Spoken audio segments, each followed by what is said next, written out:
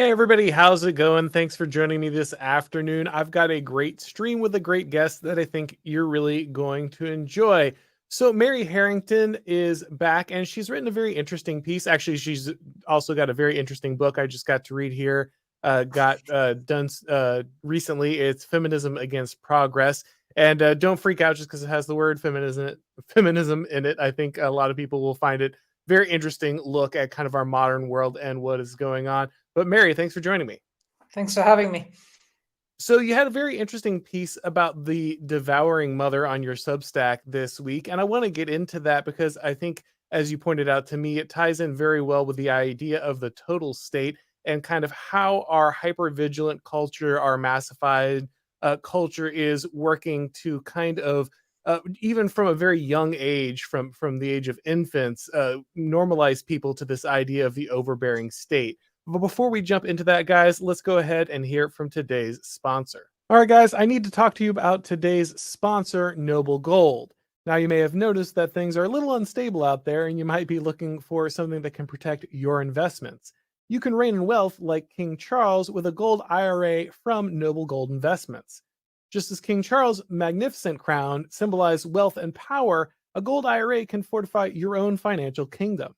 Imagine the confidence that comes from a retirement backed by a tangible, proven asset, gold. An asset that's not at the mercy of unpredictable market swings. A crown may not be included, but isn't a future free of financial stress a worthy throne? Like royalty, enjoy the luxury of choice.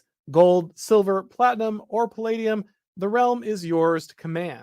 Fend off concerns about economic downturns and let your wealth thrive with the timeless security of precious metals. This month, the first solid quarter-ounce gold standard bullion coin ever issued with Charles III's image can be yours with your own qualified gold IRA or 401k rollover of $50,000 or higher. You can't go wrong with Noble Gold Investments. Call Noble Gold Investment at 877-646-5347 to get started or visit MacIntyreGold.com. That's MacIntyreGold.com. All right, guys, so let's go ahead and jump into it. So like I said, Mary had a very interesting piece that kind of dovetails with her book, Feminism Against Progress. But she was talking about how the devouring mother is something that is really impacting the way people interact with the surveillance state, that kind of the tendency of our next generation to be okay with a large amount of state surveillance is tied to the way that we now rear children. So, Mary, could you kind of lay out that argument a little bit? Sure. My sense is often, Auron, you and I are looking at the same phenomena, but from opposite ends of the telescope. And this is definitely one of those. So my hypothesis is that, well, I mean, I'll come at it from another angle. It's a classic left-wing critique of education in the conventional sense, that the lesson it teaches is not just the content that's being delivered, but also the manner of the environment that it habituates young people to. And the classic left-wing critique of regimented Victorian-style education is that it's intentionally forming the masses to work in the factories. The regime of bells, the regime of punctuality, the rote learning of the habituation to repetitive tasks and of a mundane nature. And the idea is that we should find a mode of education which isn't just norming people for the factories. Now, if you and I guess I sort of took that. I mean, so let's set aside the critique of industrial society, because that's not where we are anymore. But if you look at a conventional third-party childcare setting through the same lens, you've got to ask yourself what is the environment teaching? Right. Now, to be clear, I've used third-party childcare. I have one child, she's 6 now, but she spent some time, a measured and manageable amount of time in preschools and third-party childcare settings. And I've also spent some time as a stay-at-home mum. I've done both of these things, and I've done my best to find a balance of these things.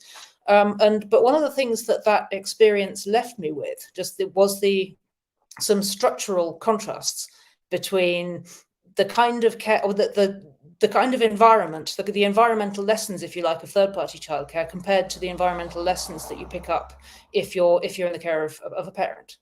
or somebody with more direct responsibility for you. And the thing that really started me thinking about this was the aesthetics of the bump note, which is, I don't know if you have kids, but if you have kids, every time they have a minor injury or a minor accident at school or nursery or anywhere like that, they'll come home with there's an entire bureaucracy that emerges around the bump. So I mean, I don't know what it's like in the United States, but in the settings that my daughter's been in, that tends to be, it's a flimsy sort of roughly. That's been filled out in triplicate. You can tell because it's you've got one of the duplicates or the triplicates or whatever, and a copy has gone into a ledger somewhere else, and it will report the time of the incident, the nature of the incident. And there's a whole bureaucracy of the bump note. And what I came to realize is that the bump note also has an emotional currency as well. You come home with a bump note. The bump note is produced from the bag, and then you relive the incident again, and some of the emotional weight of falling over and crying, and you're comforted by your parents all over again. And there's also an emotional currency of the bump note amongst kids as well. So there's this entire elaborate bureaucracy of minor accidents of the sort which, and I was thinking, well, this is odd, because I mean, most of these are recounting the kind of incident where if my daughter was in my care, when something like that happened, I'd be just like, oh dear, never mind, kiss better, and distract her and we go off and do something else. So it would just be like nothing really happened. Yeah, and it's not like, if we were all sitting around the dinner table at the end of the day, she would then report with great fanfare that she'd fallen over and grazed her knee, because I mean, whatever, it happens, and nobody cared. Or mummy go for a kiss better, and then the day went on, kind of no comment. And so I was thinking, what happens then when you scale that up? Well, there are two things that happen. Firstly, you have a whole bunch of parents who, for completely well-meaning and loving reasons, will allow their kids to take risks in their own care. And this is true of me for sure. I would have let in my own, when in my care, I'd let a 3-year-old walk along a wall next to me without holding my hand, and just and enjoy letting her take that risk and feel crazy and adventurous, even though it's like 18 inches off the ground. But if in a childcare setting, there's absolutely no way that the person in charge of my child would have permitted her to take that risk, and I probably would have been kind of annoyed with her if she had, and she'd then come home with a bump note. I'd be like, why are you letting why are you watching my child this recklessly? So and when you scale that up, and you scale up the drama and the dynamics and the emotional currency of the bump note, which is the bureaucracy of injury, if you like, and you also scale up the muted risk taking, and then you think about the proportion. I believe it's something like 75% of British mothers with dependent children now work at least some of the time. I don't know what the statistics are, I think it's a bit lower in the USA. It's 50 or 60%. Thereabouts. I forget the most recent numbers, but it's more than half in any case. And some of these resume work very barbarically soon after their babies are born. Some are back at work after only 2 weeks, and essentially their babies grow up entirely in these sort of third-party childcare settings. And you're thinking, and I mean, quite aside from the attachment dynamic of third-party childcare, just the bureaucratization of safety and the norms that this inculcates from the very earliest age about about what care means and what care looks like, I think are radically different to the kind of experience and the kind of norms which are inculcated in an intimate family setting, even with grandparents. So my thesis, which I've expanded a bit more lengthily in the book, but kind of compacted for this article, is that if you raise 1, 2, 3 generations in that sort of third-party environment, they're going to assume that what care looks like is something much more impersonal, much more risk-averse, much more safety-oriented, and much more, frankly, totalitarian, because there's no way out of it. This is an environment which is entirely focused on minimizing risk, maximizing the orientation on them, and ensuring their comfort at all times, including refereeing any interpersonal quarrels. And then you think, well, funnily enough, around 20 years after the mass entry of little children into daycare, we find a generation reaching university which is begging for greater authoritarianism, is pleading for more of a focus on safety, and is demanding greater adult intervention in their interpersonal disputes and experiences of discomfort. And you're thinking, where could this possibly come from? I don't know. Maybe you've got some ideas. No, I think this is really important because a lot of us look at this kind of macro political situation. We look at the big picture, but we don't think about kind of these small, close to the ground developmental things that can have a huge shift in impact. Everyone's worried about, is it going to be Trump or DeSantis? Are we going to have this policy or that policy? But we don't think about how these pretty life altering changes in things like childcare can completely condition the population. And having I've seen this from both sides. I've taught public school in the United States, and I've had a little guy at home, and so I see how this works. We don't have bump notes, but that's a new concept for me in America. But of course, we do have kind of a similar. Well, if the child is injured, then there's a whole kind of bureaucracy you have to go through. You have to take them to the nurse. That has to be paperwork filed. The parent has to be notified. The teacher has to be worried about the whatever that student was involved in kind of during that incident. And so that means that there's a real shift away from any contact between children that could cause injury. So little guy wants to go to outside, ride his bike. He wants to go to the skate park. He wants to do those things. I'm fine with that because I know, we have the situation under control. We can assume the risks. That's something that's not going to be a huge deal. If he falls down, scrapes his leg, whatever, he can kind of have that autonomy and it's not a big deal. But at school, you have to be very careful about the type of interactions that happen. And what happens is, very interestingly, along with that risk avoidance you're talking about, we also get a feminization of these spaces, I believe, because a lot of those more adolescent male activities are going to be more physical. They're going to be more kinetic. They're going to involve a more rough and tumble. Not that, girls don't get involved in that stuff too, but I think this particularly has a shift in the way that the classroom or the socialization is allowed to kind of occur, because feminine activities tend to be a little less risky, tend to be a little less physical in this way. The way that social dynamic develops is a little less likely to produce the bump note in as opposed to This makes me think of the conversations I enjoy amongst friends who have girl toddlers as opposed to boy toddlers. On the one hand, you hear, oh, she's just so sweet and she wants to hang out and like play tea sets or whatever. And I'm sorry, but like these things just happen. It's not like anybody's inculcating patriarchal stereotypes. It's literally just they're really different. And boy mum, meanwhile, is like, oh my god, he stuck his finger in my treadmill. Literally, like I switched it on and turned my back for 2 seconds, and he'd already got his fingers in, and then it was 4 hours in A&E, just #FML. He's done it. Literally, that's the 4th time he's tried to kill himself today, and he's 2.5. What do I do? Please, somebody pray for me. And you can see how this is mums who are with their toddlers, and you can see how once you abstract that to a third party setting where these calculuses of insurance and liability and angry parents and risk taking and licensing and yada yada yada yada yada all obtain, that you just have to sit very hard on the little boys who are kinetic like that. I mean, not all of them are, but a lot of them just really are. And you basically have to sit on their heads all day to just stop them doing anything that would get you sued. I was just going to say there's a very real dynamic in those settings where like teachers actively avoid having classrooms with too many boys in them because they just know that boys are less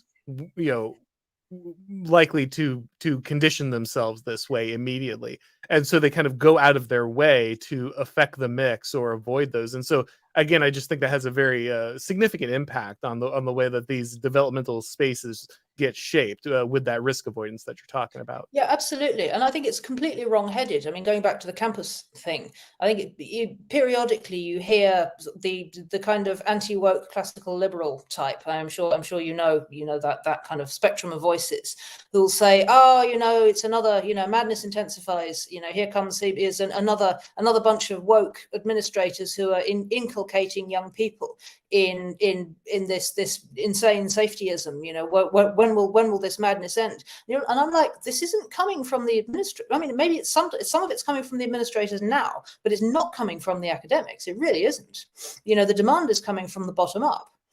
And actually, you know, the norms that drive that demand originate in kids' lives much earlier, and I think you can trace it all the way back to even preschool in infant daycare, because that paradigm of child focused, safety anxious management and, you know, interpersonal refereeing is there all the way from preschool.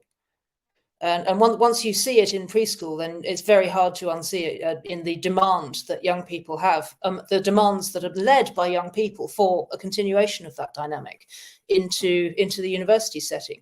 I remember there was one, I'm sure you remember all the evergreen footage of this is the first kind of eruption into consciousness of the kids going crazy in this way. And then there was one very obviously very distressed and dysregulated young woman who was saying, this is meant to be a home.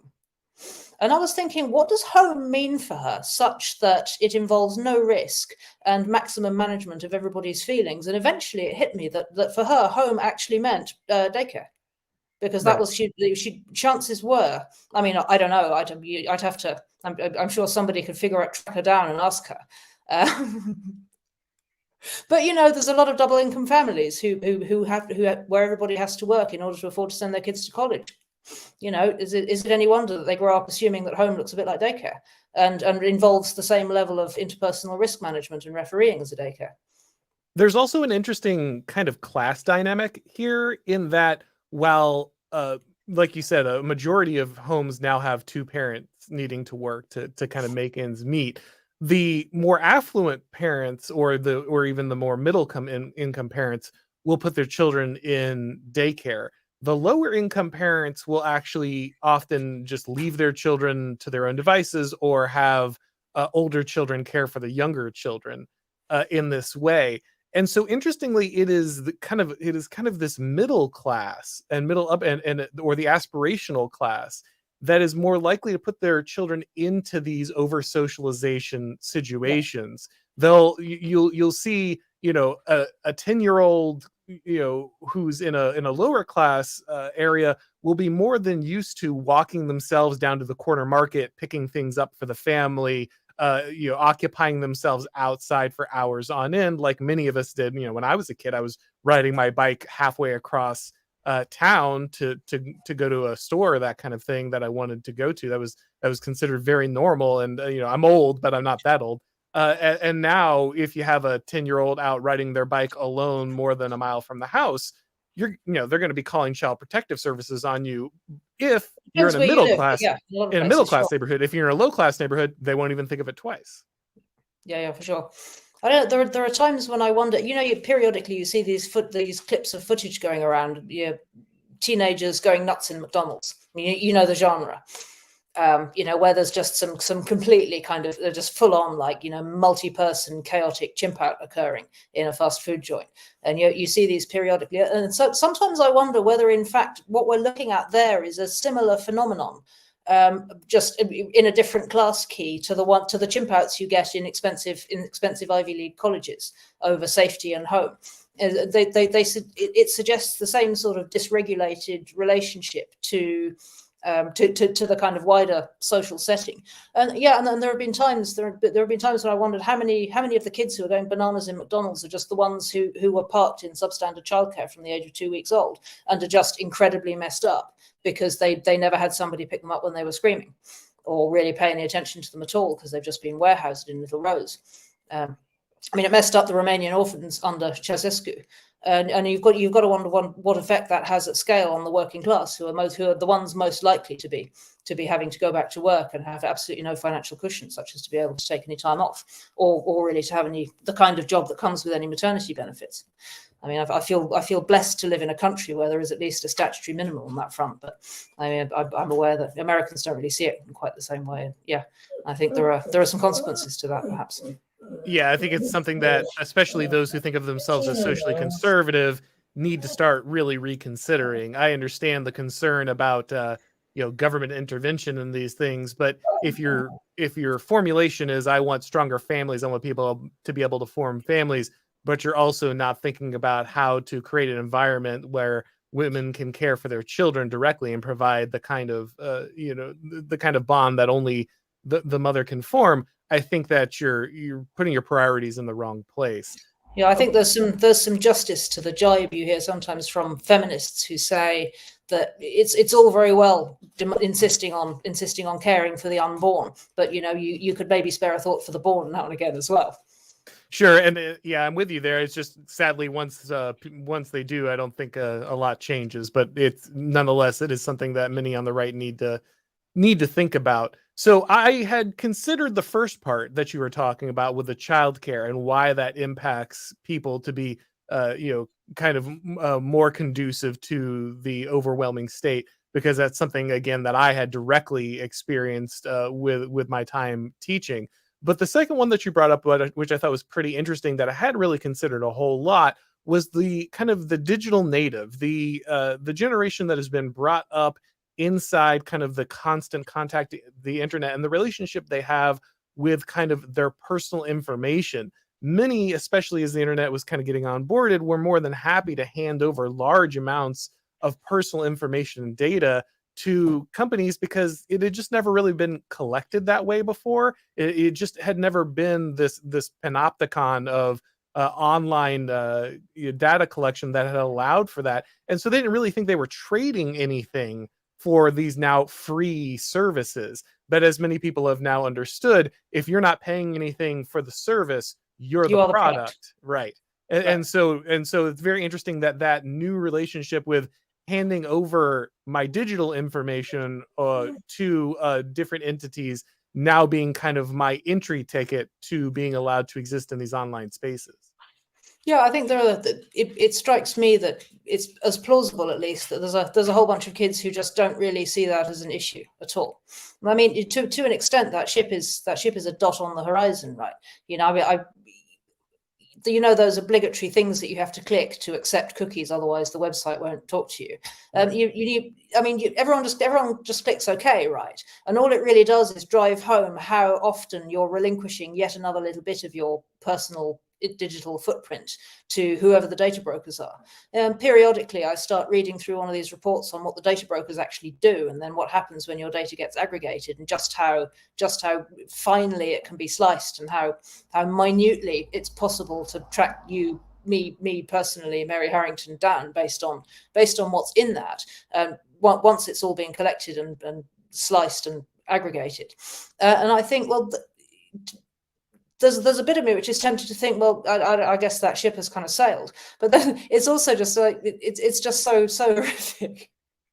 It's just so horrific to think about how much of that is just kind of a done deal, in a sense, how much of me is already out there, and how much of me is just irretrievably so. I mean, short of, I don't know, changing my name, deleting all of my accounts, going dark and going off to live in the woods like Uncle Ted. I don't really know. I don't really know what you do about it. If you participate, then you're just clicking OK on that little thing all day, and all it really does is tell you how much of yourself you're giving away. It doesn't, there's no meaningful consent there at all, because at the end of the day, if you don't participate, you just, to a significant extent in the public square as it is now, you just don't exist. So interesting that you brought up Uncle Ted there, because obviously with the death of Ted Kaczynski this week, a lot of people have been taking an interest in what he had said, or having debates about the legacy of his thought and kind of what he had put out there as in relation to kind of industrial society. Now, just to clarify for YouTube and everyone, we're obviously not going to be promoting Ted Kaczynski's actions, his political actions here. Clearly not an endorsement. However, you've Right. already used the phrase, the word over socialized, so we were kind of already there, right? So we already knew we were coming here. Right. But I listened to the old manifesto this week on Skeptical Waves. Shout out Skeptical Waves here, which is kind of ironic, I guess, listening to a manifesto against technological advancement in society on a YouTube channel read to me by a robot. But it is interesting, because a lot of what you have talked about, for people who don't know, kind of the thesis of, or one of the theses of your book, Feminism Against Progress, is that feminism was more of a movement about our relationship to technology than it really was about some kind of ideological transformation. Yeah, I don't believe in progress. Progress is not a thing. It was but it was a often legitimate response to the way family life changed under the industrial conditions, which it did in a huge number of ways. Right, and so this is, of course, also in many ways Ted Kaczynski's kind of foundational understanding is that the technology, the society's interaction with technology and progress is kind of way more important than its actual political systems. These are the things that are going to shape people far more. And so, as we kind of look at these problems, many of which are linked back to again, the need of people to conform to a system, the constant surveillance, the constant interaction with bureaucratic management, the constant need to kind of homogenize and reduce people into kind of a managerial state, so techniques can routinely produce pre-prescribed outcomes. With that necessity, it becomes very difficult, I think, for people then to think about what comes next, because as you pointed out, women aren't just putting their children into daycare because they really want to.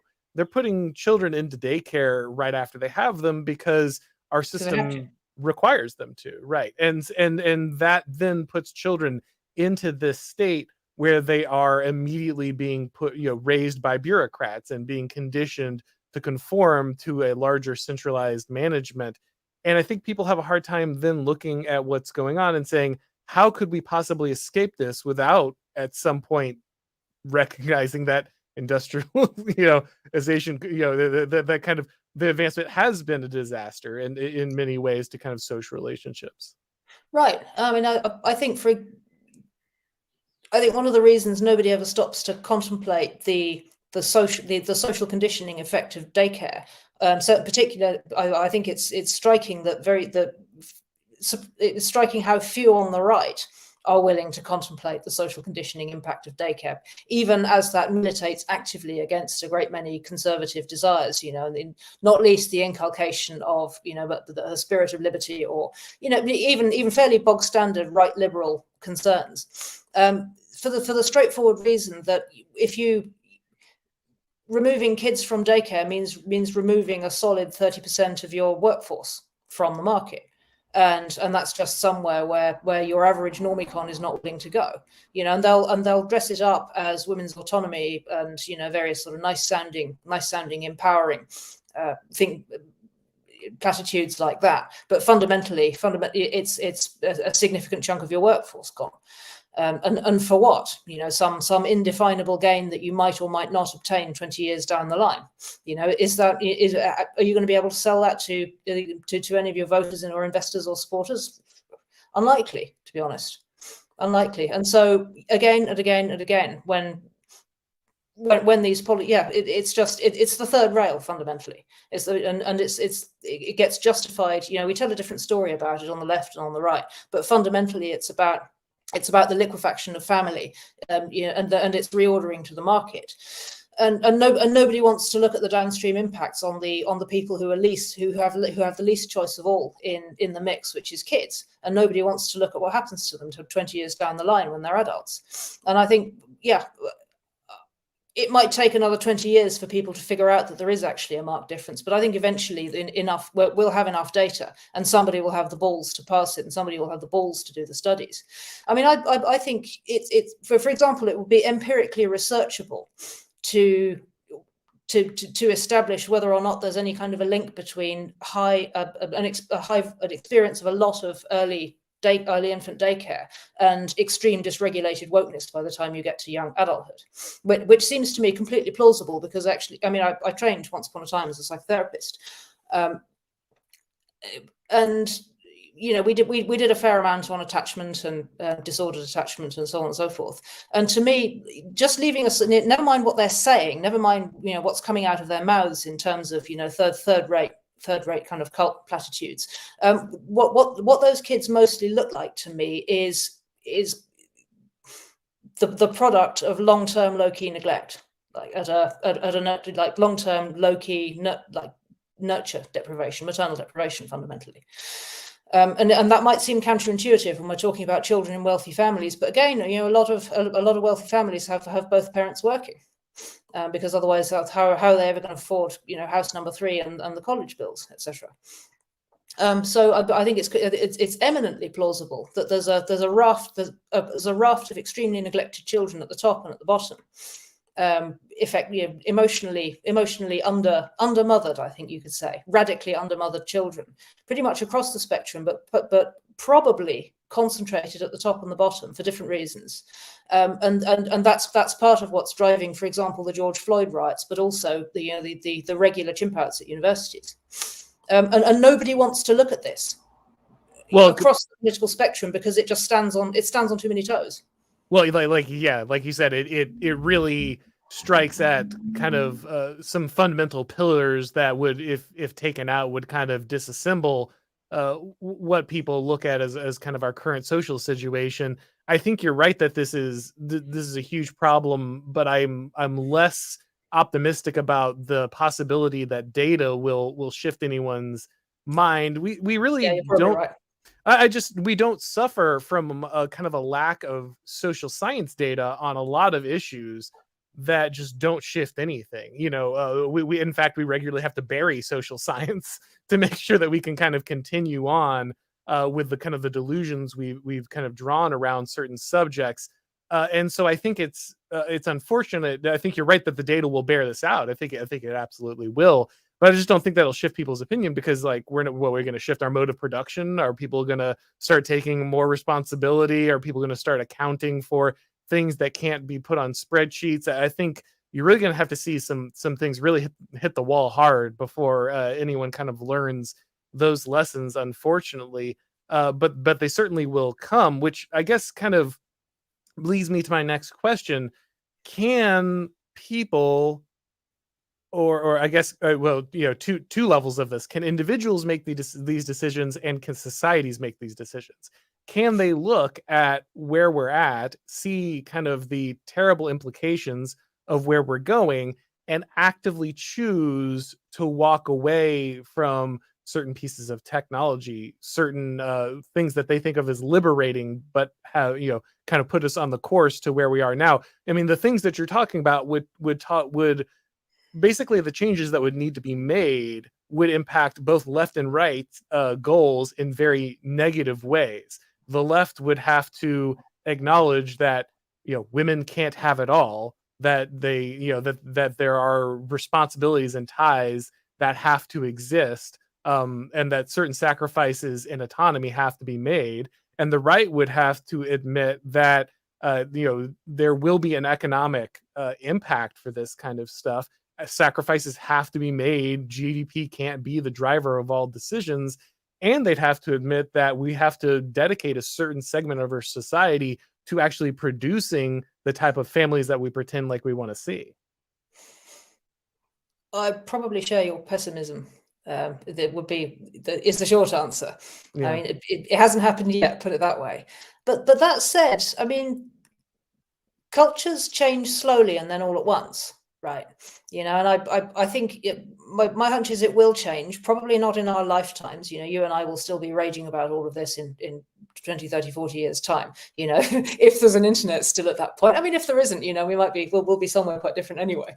But cultures change slowly and then all at once. And what's most likely will be that it just becomes rapidly apparent that the only subsets of the culture which are capable of reproducing themselves in any meaningful way are the ones who figured out how to buck some of these trends, and how to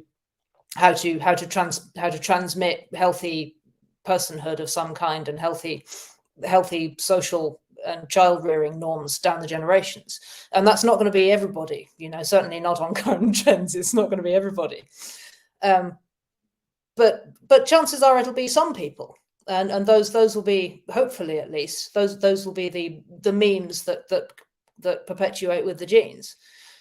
There's a whole load of bumps. There are too many variables really to be able to predict with any confidence. But I think eventually people will figure it out, and they'll figure out that actually there are limits that you can't go beyond, either in the name of personal autonomy or in the name of making the line go up, and that in fact we're pretty much at those limits already. I mean, that's certainly my read on where we are now. You know, we've reached the point where we're trying to bust out of the limits of.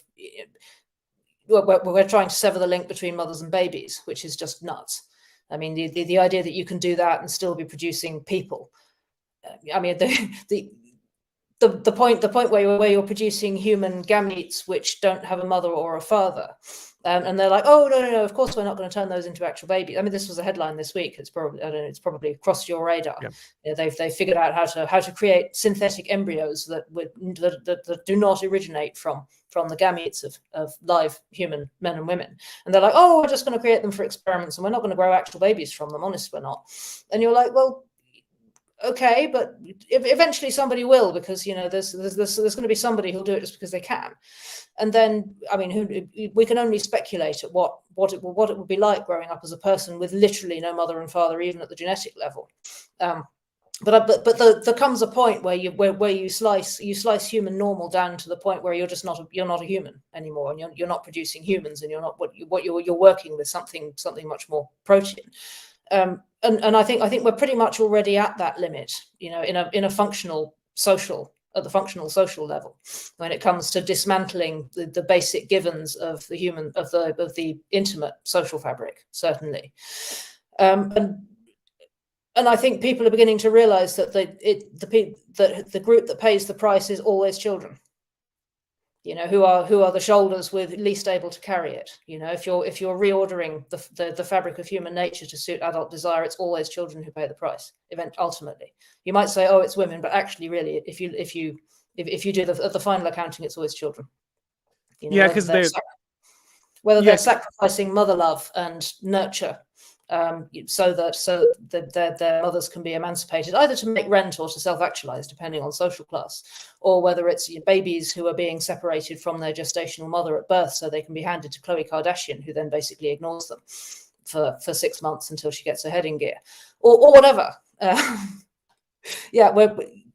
It's children who pay the price. Yeah, I think that's absolutely true, because there's no accounting for what's going to happen next, especially when those changes are kind of in the works. Everyone just kind of assumes that children will kind of move along with it, that everything will be fine. But it's amazing kind of how prescient C.S. Lewis was in The Abolition of Man, just kind of looking at how social engineering would eventually just kind of completely erase the baseline of human nature, or it could. Though I think you're right that we're getting to the edge of that. And it's weird how every totalitarian regime eventually just comes to the same conclusion, that we need to create motherless children. It is amazing how often that is the natural kind of evolution of the centralization of power. Well, it's not really that surprising, because ultimately, if you want to create the kind of absolute state that admits of no relationships at all except that between the individual and the total state, then you have to obliterate relationality as such, right? And the first and original template for relationality is the one between mother and baby.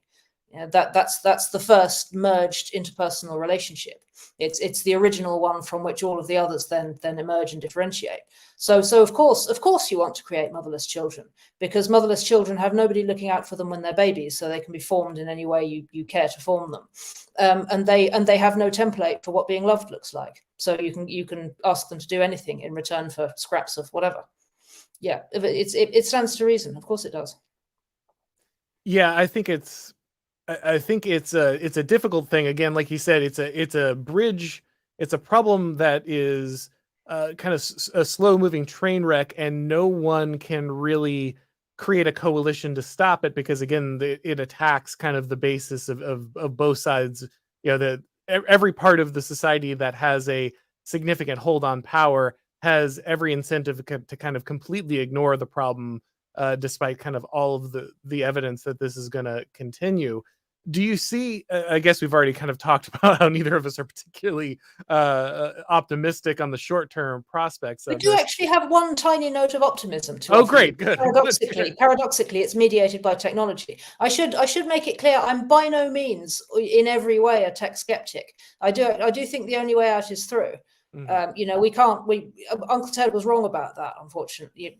So I shouldn't say, I didn't say, Uncle Ted was wrong.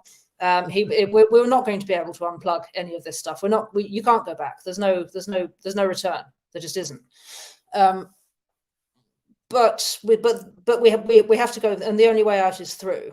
And one positive development, actually, in my corner of things, which is the women's movement, I guess. One structural change which has been brought about more than anything by the internet is that mothers get a say in feminism for pretty much the first time since the early 20th century. Yeah, up to at the point where campaigning was for the vote, there were a great many mothers involved, but from the second wave onwards, they were pretty much structurally excluded. So much so, in fact, that it was the movement was to a great extent about being anything except a mother.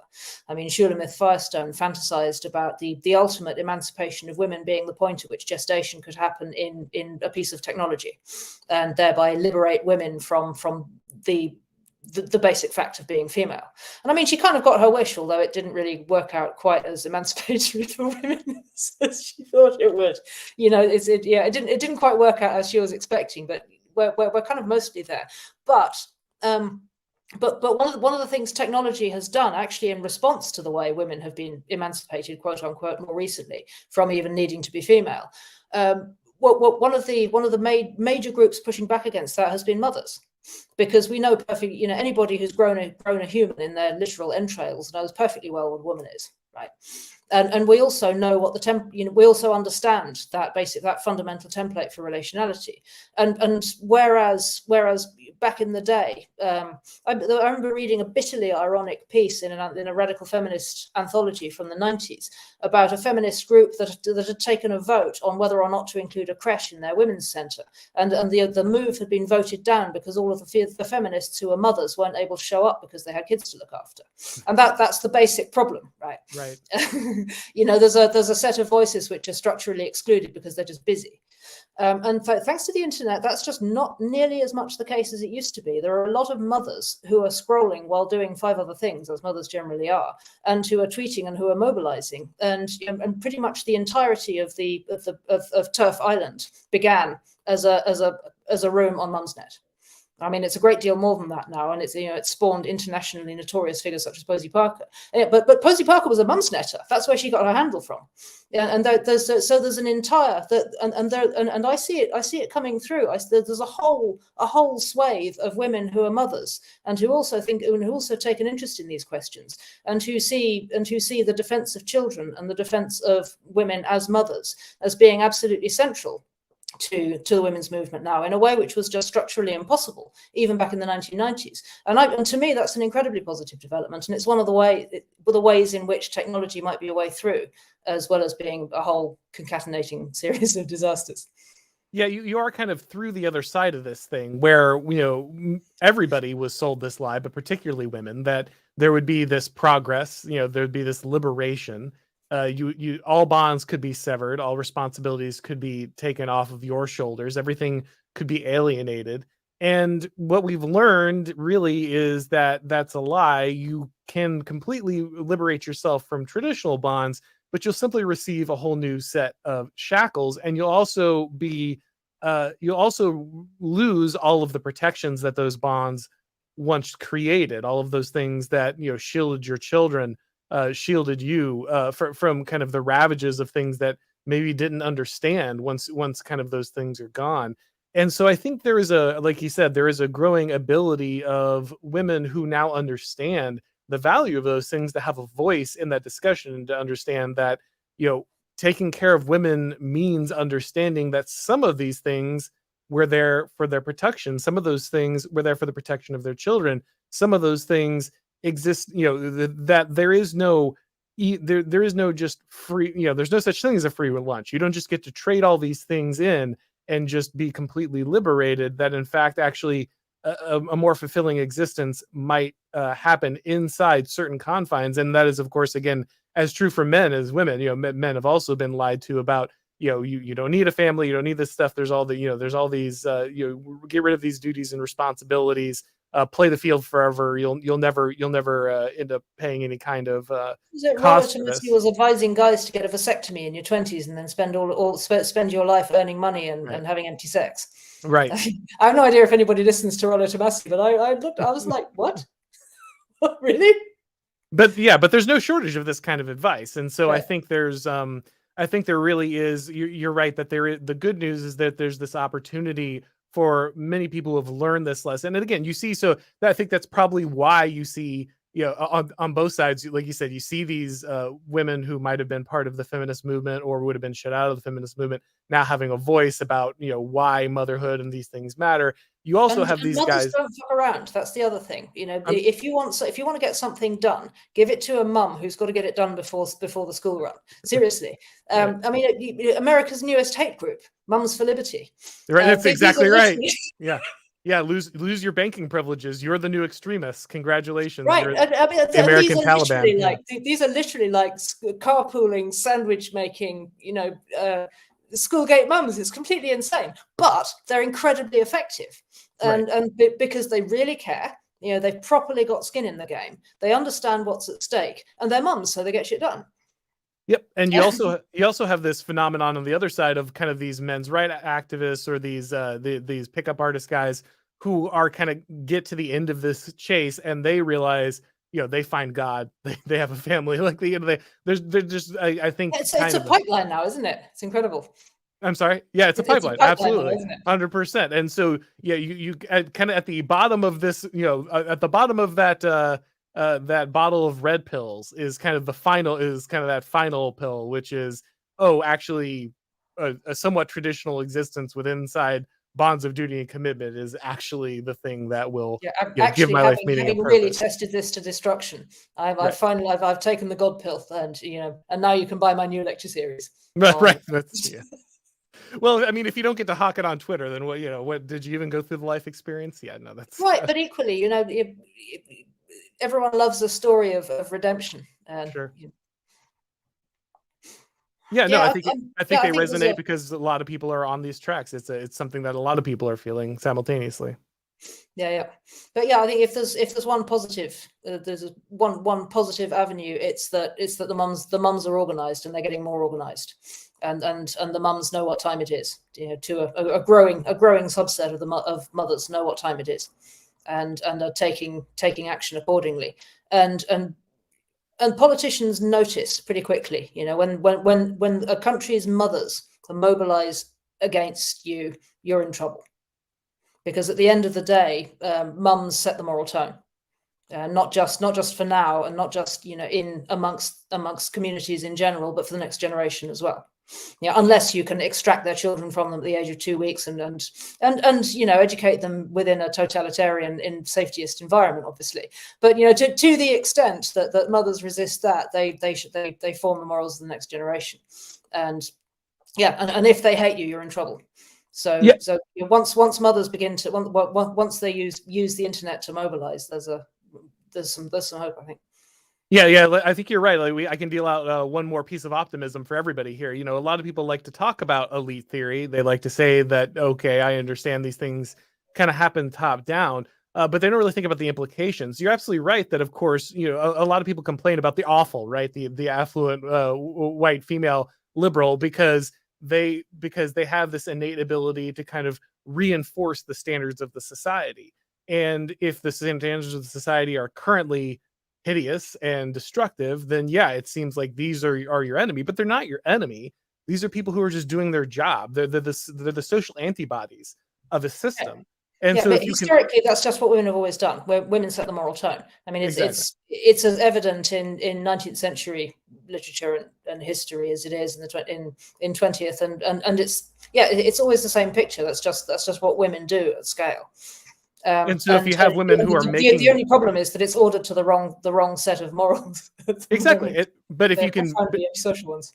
But if you can get that flip, if you can get the movement you're talking about where mothers realize, oh, wait, no, this is terrible for me. And this is terrible for my children. And this is something that I have to work against, because if I don't, it's going to destroy the future of my children. Then all of a sudden you can get that change in a very dynamic way because of the thing you're talking about here.